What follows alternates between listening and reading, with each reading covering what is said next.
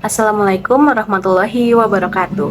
Halo teman-teman, perkenalkan nama saya Intan Mariza, saya mahasiswa Fakultas Psikologi Universitas Muhammadiyah Profesor Dr. Hamka.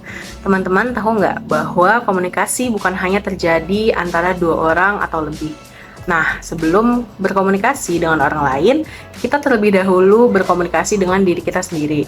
Inilah yang disebut dengan komunikasi intrapersonal.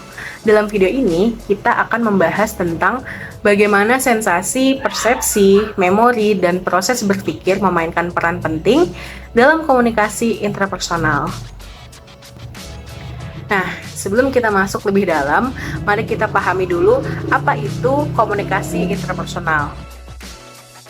Menurut Jalaluddin Rahmat dalam bukunya Psikologi Komunikasi, komunikasi intrapersonal adalah dialog internal yang terjadi dalam diri seseorang.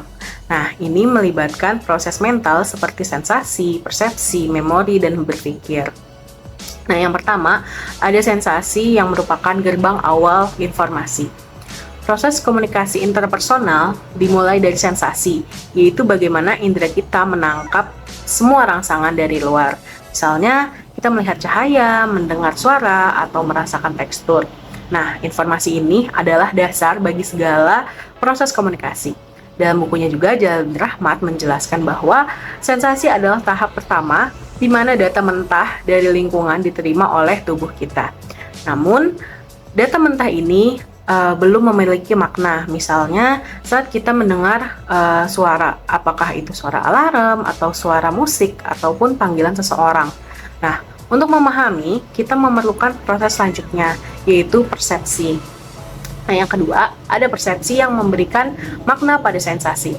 Nah, setelah sensasi, masuklah proses persepsi. Persepsi adalah cara kita menafsirkan informasi yang ditangkap oleh indera.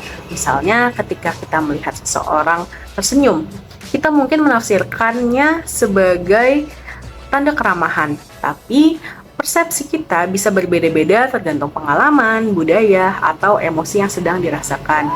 Jalaluddin Rahmat menjelaskan bahwa persepsi seringkali dipengaruhi oleh skema mental kita. Skema ini adalah pola pikir yang terbentuk dari pengalaman masa lalu. Misalnya, jika kita pernah memiliki pengalaman buruk dengan seseorang, persepsi kita terhadapnya cenderung negatif meskipun ia menunjukkan tanda keramahan. Yang ketiga, ada memori, yaitu penyimpanan dan pengolahan informasi. Setelah persepsi, informasi yang diterima akan disimpan dalam memori. Memori berfungsi sebagai gudang tempat kita menyimpan pengalaman dan pengetahuan. Nah, dalam bukunya, Jalaluddin Rahmat menguraikan ada 3 jenis memori. Yang pertama adalah memori sensorik yang menyimpan informasi dalam waktu yang sangat singkat. Misalnya, bayangan yang kita lihat jika kita menutup mata. Nah, yang kedua ada memori jangka pendek yang menyimpan informasi sementara, seperti saat mengingat nomor telepon.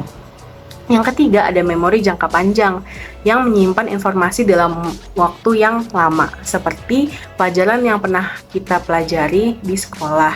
Nah, memori ini berperan penting dalam proses komunikasi intrapersonal.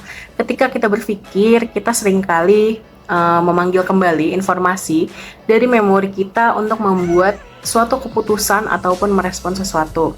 Nah, yang terakhir ada berpikir, yaitu proses mengolah informasi tahap terakhir ada pada tahap ini, yaitu proses aktif di mana kita menganalisis, mengevaluasi, dan juga menyusun informasi untuk membuat keputusan atau memecahkan masalah.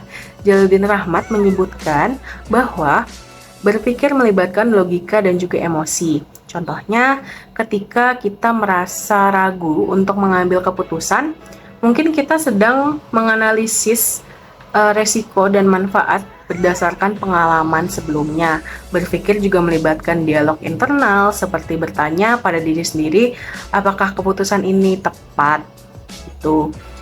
Dalam komunikasi interpersonal, berpikir adalah inti dari bagaimana kita merespon dunia di sekitar kita. Proses ini membantu kita memahami diri sendiri dan mengarahkan tindakan yang akan kita lakukan. Nah, teman-teman semua, kesimpulannya adalah komunikasi intrapersonal merupakan proses penting yang melibatkan sensasi, persepsi, memori, dan juga berpikir. Dengan memahami proses ini, kita dapat lebih sadar akan bagaimana pikiran kita bekerja sehingga kita semua mampu mengelola emosi, meningkatkan pengambilan keputusan, dan juga menjadi individu yang lebih bijaksana. Nah, semoga penjelasan ini bermanfaat dan dapat meningkatkan pemahaman kita semua tentang diri sendiri. Terima kasih sudah menyimak. Kurang lebihnya mohon maaf. Wassalamualaikum warahmatullahi wabarakatuh.